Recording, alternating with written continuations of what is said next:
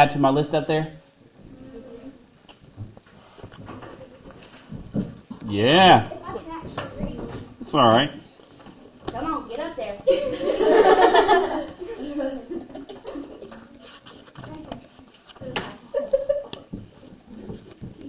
Is that for 89? Yeah. I think. All right, so 86-22. Oh, yes. Okay.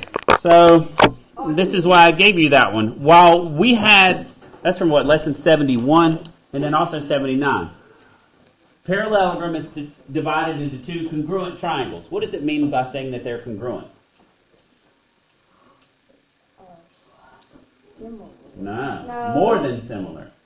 They're different. No, they're the same. Exactly the same. Mathematically the same or identical is what congruent means. Copies, so to speak, okay? So this little triangle here, call it the blue one, is exactly the same as this little red one here. All right? What is the area of the parallelogram? What is the area of each triangle? I think they tried to trick you. Maybe not. But my mind works a little bit differently than yours, as you might have noticed. Yeah. I would do the area of each triangle, or the area of one triangle, and then simply double it. So I would actually do step B before I did step A. Doesn't mean that's what you did. So let's think about this. The area of the parallelogram would equal base times height. But the height, what is the height? Because that's probably the most problematic area for you guys. What is the height of this parallelogram? 10, not 12. Okay, it's 10, not 12, because the height, when it's leaning over, has to be measured perpendicularly to the base. What does perpendicular mean? It's illustrated up there in a little square. If you dare to stare. Number at the square. I mean, that's, yeah. Yeah. It's right there. So it would be 15 times 10 or 150. 150 square centimeters. So cm squared. Yes, but the units. Now we can use that to answer the area of each triangle. Why? Because they are identical. What can I do to my answer to find the area of the two congruent pieces? Sure. So 150 divided by 2 would be 75 centimeters squared. Okay? 75 centimeters squared. All right, 23. Sydney drew a circle with a radius of 10. There it is. What is the area of the circle? So I've talked to some of you, or most of you, about the idea of making flashcards. You should do that. There will be formulas on your next test. There will be formulas on the end of year test that you take in a couple weeks. Are we allowed to use our flashcards on that? No. That's not fair. Sure it is. You spend time with the flashcards. You embed that information in your mind, and you use them to solve problems. It's going to be there. I'm very busy. Okay? Good. So, how do we do the area? We use a formula. What is it? Not for the circle. Not for the circle. Allie? Allie? Radius times... Allie? No. That would be circumference. It's got R, or radius, with the two things. What does that mean? Cube. No. It's a 2. Two-dimensional, well, crap. And then... Smile, you're on camera. Okay, I think what you're going to say is correct. You just got to concise, make it a little more concise. It's right. Macy? All right, it's pi times r squared. How do you remember that? Cora and I were talking about this morning. Yes, we're talking about math. Perfect. It's not her fault. It's mine. 3.14 times 10. That's what you're going to use when you substitute it in. But listen. Listen, if it's asking about area, what are the units of area? It's always square centimeters, square feet, square inches. And so this little 2 here is radius squared. What Noel was trying to say is the radius to the second power. But we say squared instead. Question? this count for extra credit? No. It's not extra credit. Does it count for anything? Learning. Pi r squared, Ella said, hey, use 3.14 for pi. And then what's the radius? It's 10. So we're going to do 10 to the second power. What is 10 to the second power equal to? 100. So it's 100 times 3.14. You see, that's just 314. 314 centimeters squared. Okay, there it is. So the part that you have to know, you need to spend some time with, okay? Let me give you an example here before we move on to lesson 87 questions. How many of you guys have a phone? Me. Okay. What's your phone number? I'm not telling you. Okay. I'm not telling a stranger. I don't want your phone number. I'm trying to prove a point. You know it. Yeah. Why do you know it? Because my mom made me memorize it. How'd you do that? By reading it every day. Oh, there's something to that. No, there isn't. Right? You say it over and over. You spend time with it. And you would be surprised how quickly. It teaches No, you it one really problem. doesn't. I memorize all my passwords and phone numbers. I forgot my phone type number. it in trying to make it. All right. Yeah, let's see. Wait. What's your house number? I'm not telling you. I'm not asking for the road. Just asking for the numbers at the front. All 37. right, it's fine if you all say it at the same time because I don't care what it is. I'm merely trying to tell you, you know it out of habit. What I'm trying to... You're doing a really bad job of this habit of being quiet when the teacher talks. What I'm trying to get you to understand as you move and grow into middle school students and eventually high school students is that the habits you develop now, that's what's going to pay off in high school. Okay? It will be harder to develop those habits in high school because you're going to have more work to keep up with. So developing the good habits now, like studying, it doesn't have to be flashcards, although I would argue that's a really easy one to start. Just type it. You would be amazed at how helpful that is. Okay? So you can even make flashcards on Quizlet or something. They're digital. They're just study by. Quiz has flashcards. Did you know that? Do a test on it if you got Quizlet. Sure. But start thinking about, these aren't just suggestions that I'm making. These are good habits for you to develop. Okay, I taught high schoolers for 13 years. I know how bad it can be if they don't develop good study skills.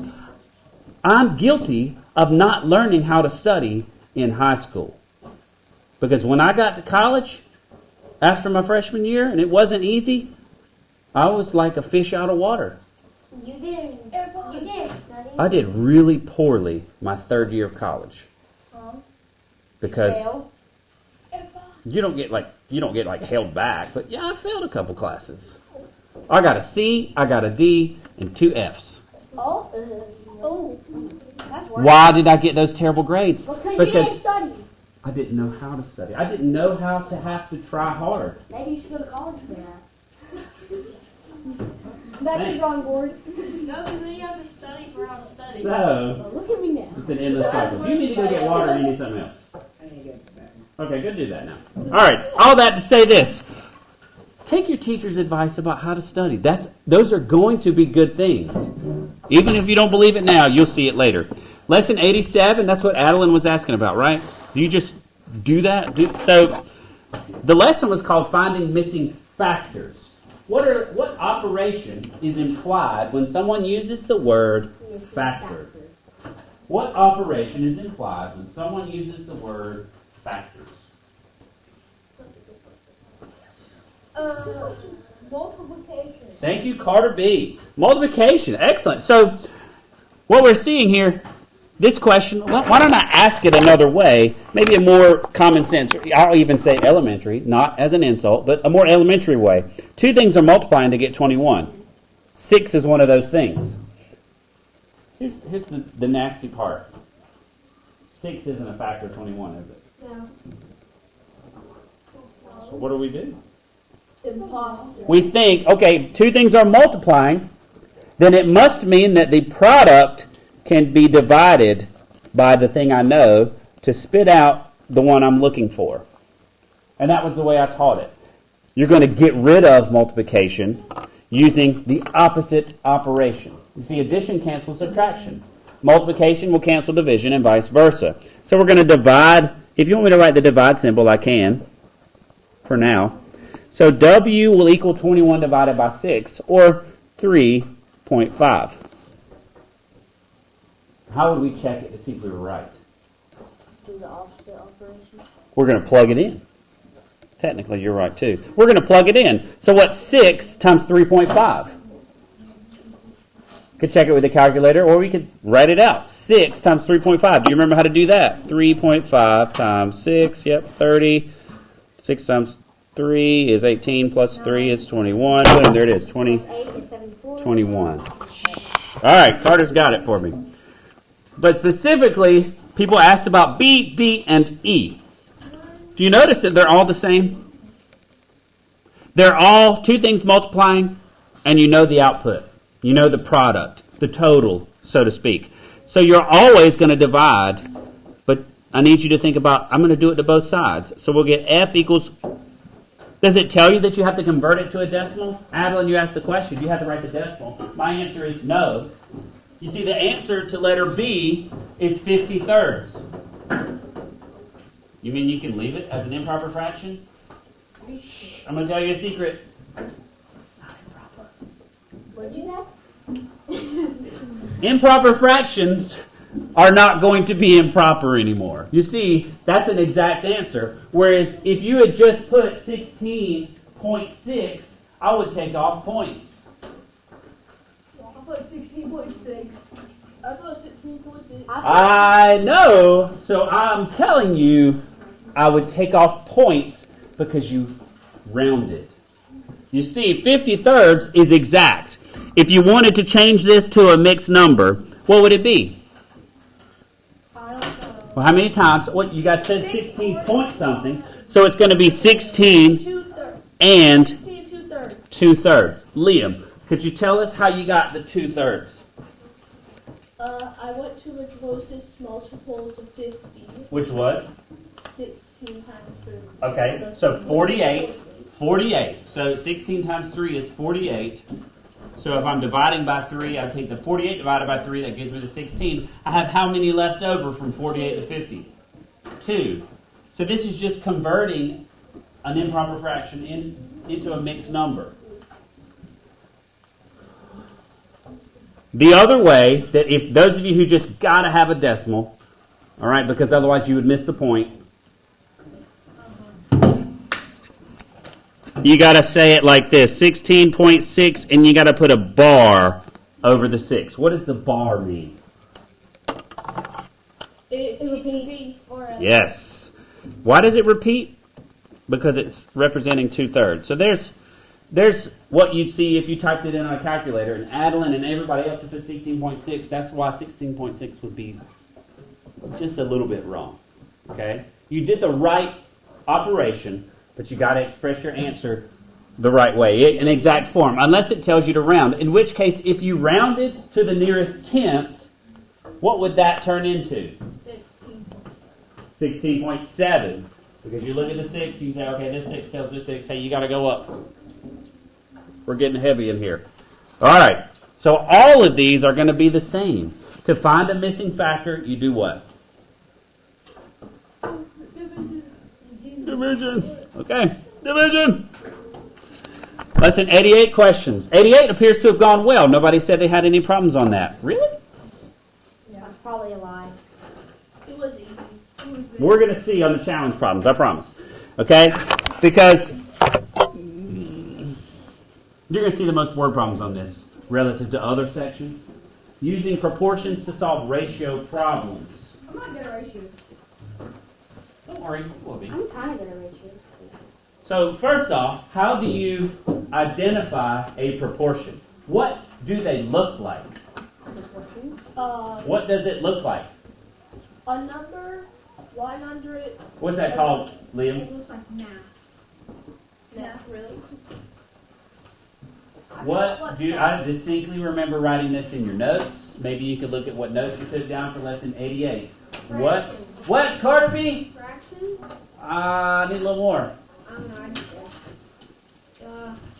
Proportion. What does a proportion look like? Variable. There's a ratio involved. You could also say a fraction involved, but Adeline? I had 22 as a question. For what one? 88. Oh, okay. Okay, here's what you're missing. A proportion in the rawest form looks like that. A fraction set equal to another fraction, or, to borrow your words, one ratio set equal to another ratio, but if they're equal, then it means they're the same ratio. They just might be reduced forms of each other. How do you solve proportions? Well, for that, we'll go back to lesson. Multiply. How do you multiply? Cross division. Cross products, cross multiplication. You end up dividing at the end, but it's called cross multiplication. Kind of looks like that. Right? So don't neglect to go through the examples in the book if you're having trouble going back just through my examples from class. But as Adeline said, hey, let's take a look at number 22. Well, that one's on order of operations. But you're going to see some proportion problems on the challenge here today. So this one, 6 times 3 minus 6 divided by 3. What do we do first? We use multiplication and division. She ate a lot of beans. So we're going to do this one first. 6 times 3, then 6 divided by 3. Oh, I like it, Ella. Then 3 minus Parentheses, that's whatever the other thing. multiplication. Multiplication, division. 18 minus. Minus 2. Awesome job. Very good. Yeah, addition. You see, if subtraction came first in the problem, you would do it first. I thought you did like 6 times 3 and then you divided by 3 and you minus it by 6. No. No, you've divided that 6 by 3, so it turned into a 2. If there was a plus sign, then you would do multiplication, division, plus, minus. Unless it's got I parentheses. think, yeah. Parentheses denies everything.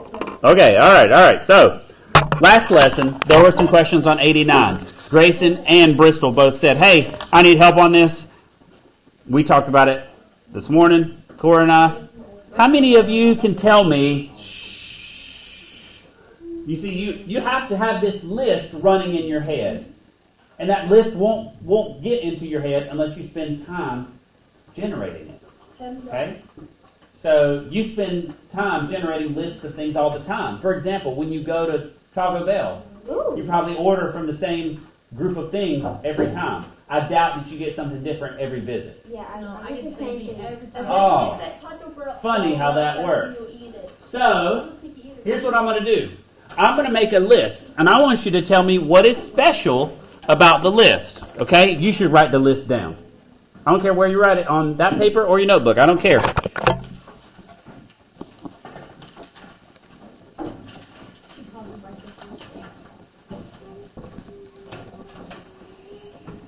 What? Huh? Is the numbers the list? Yes, that's the list. They're separated by commas. I'm going to stop at those. Even though I could keep going, you should write it down. What is this supposed to be? That is my question for you. What is important about each number in this list? Why are they special? Macy? Name. They what? They all have, well, all numbers have a square root. What's special about their square root? Oh, it's like 7 times 7, 6 times 6. They multiply by themselves to get. No, they don't. Yes, they do. All right, 81 times 81? you're both correct. There's a name I'm looking for, and you might not know it. Liam? What?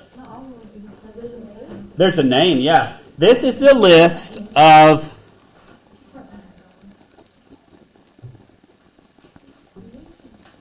perfect squares. Okay? That's just a name. I thought you were going to say Make- perfect yeah, go ahead. numbers. Yeah, go ahead. Barely.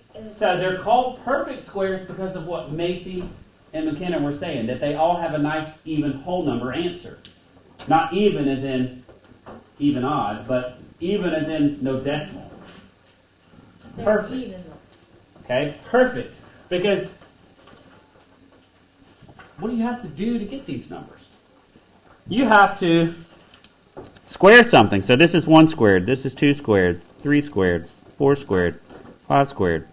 6 squared. As a result of these things, whenever you see one of these numbers in a square root symbol, oops, you see one of these, let's do it this way. Suppose I had the square root of 16 over here, and we'll put the square root of 25 over here. You're able to answer me very quickly, or hopefully very quickly, with what the answer to this would be. So the answer to the square root of 16 is 4. The answer to the square root of 25 is 5. Well, what's important about that relative to this lesson? This lesson focused on your ability to estimate square roots. So suppose I gave you, well, what is the square root of 21? Well, 21 is between the two that we know. 21 is between 16, which we know, and 25, which we know. Therefore, the square root of 21 would have to be between 4 and 5. That's all you had to do for lesson 89. So another example of that would be, let's find what two whole numbers is the square root of 73 between.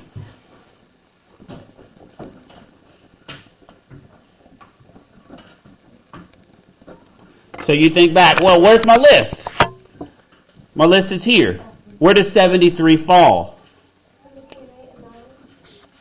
It's between 64 and 81. Therefore, the square root is between 8, which gives you 64, and 9, which gives you 81.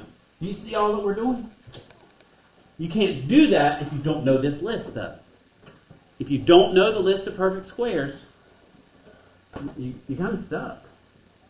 I know you can type in a calculator. I know that you're capable of that, but you're kind of stuck when there's no calculator. Or if I ask you a more symbolic question. So Grayson and everybody else who had trouble with 89, that's all I was asking you to do.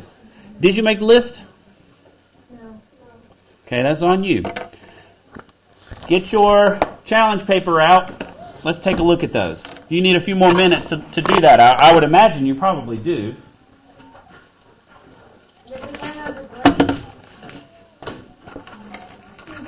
Doesn't matter what I say. If you guys aren't doing what you're supposed to do in class, your grade's going to suffer. So, somebody was asking about number 1. Find the radius and diameter of a circle, which is an area of 100 pi square centimeters. So, I gave you this problem from the back side. Not the back of the paper, but from the end of the problem. If I told you the area was 100 pi, I'm asking you, okay, well, what's the radius? What's the diameter? So you have to know that the area is equal to pi times r squared, and then you have to think back, well, it's already got pi in it. So what must be true about r squared?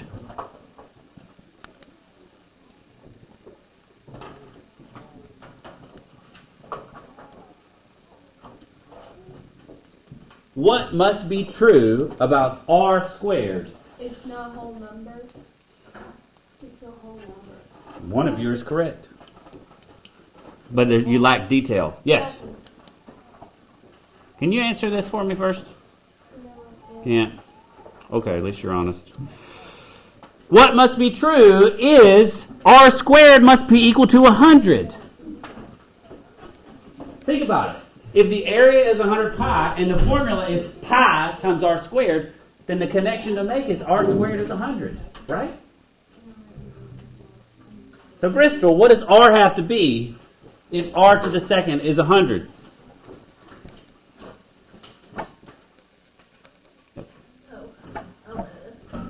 Use 2 hands. Use 2 hands. No. What to the second power is 100? Did you guys just make that list? 10? Yes. 10.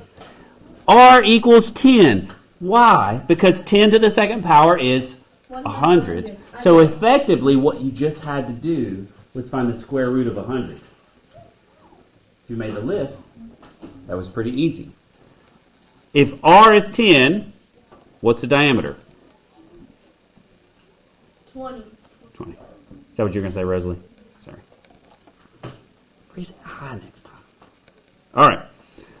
A new team wants to paint their soccer field in a unique way. The team plans to leave the center circle unpainted, but use blue for the grass, as indicated by the shady region below.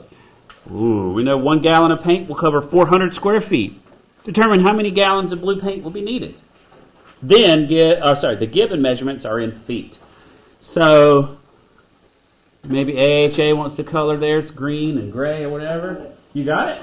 Yeah, it's 2.5 gallons. It's what?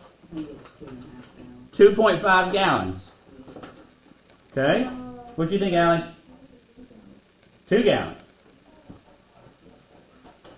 How did you do that? 2.4375 gallons. All right, so we're all around 2 gallons.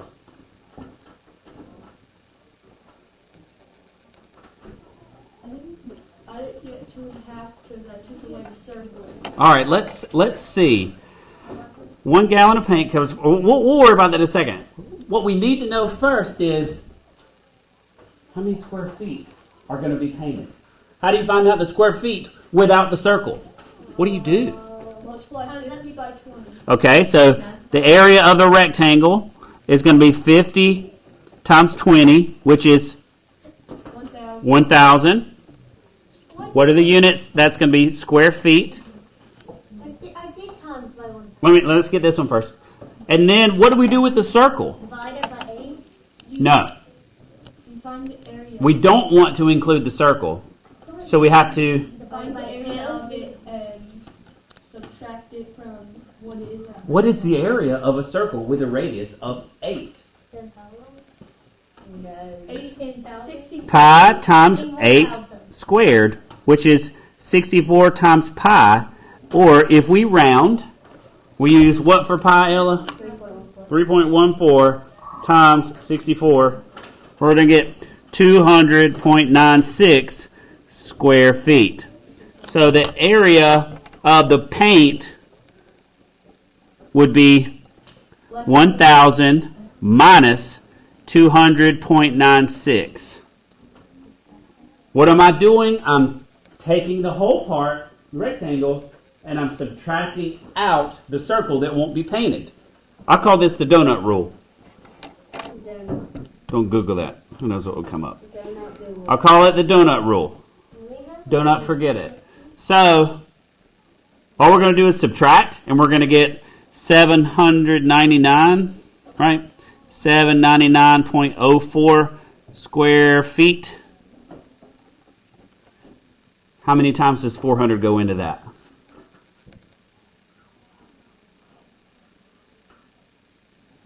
Less than 2. Barely. Just barely. You see, each gallon covers 400 square feet. So you really probably need 4 gallons or 2 gallons. right at 2 gallons.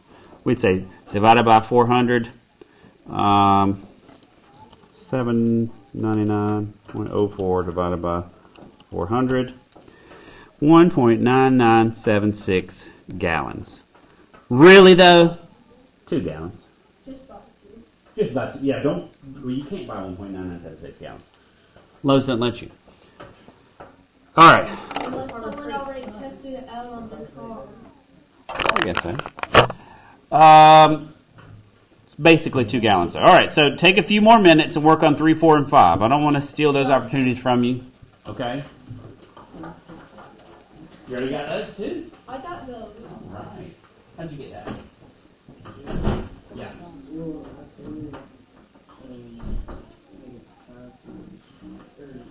What's 5 times 20? No. Like 5 times 20 equals 100. Are those equal? Do those look like the same angle? You can't set them equal like that, can you? I don't know, I just put it next to that. Here comes out. And I think that was Put some more columns into it. You can do it. What do you know about complementary angles? They add up to what? They complement each other. Different word. It has an I in it. My complementary doesn't have one. I just learned that. Yes, sir. You done? What are we doing for 3? So Z is 60?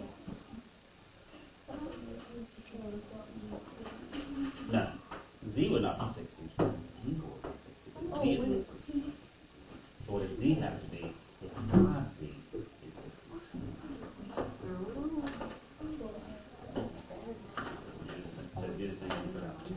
made that little error.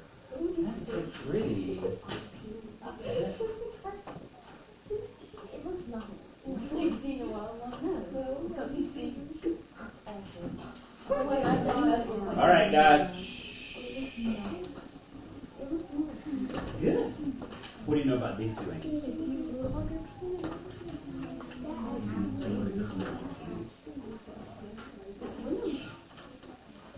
Slow down, genius. It does look like you, buddy. I hate it for you. She said I was bad at art. Design your perfect portrait.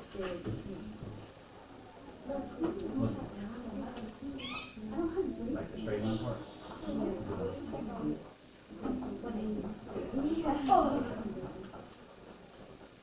Is that me? Okay. We gotta get down to earth. Okay. You gotta show that you can work without candy.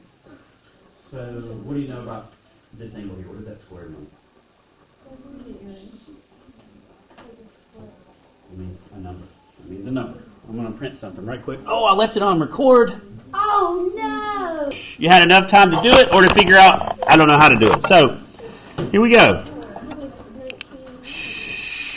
These two angles must add up to 90, hence the symbol here.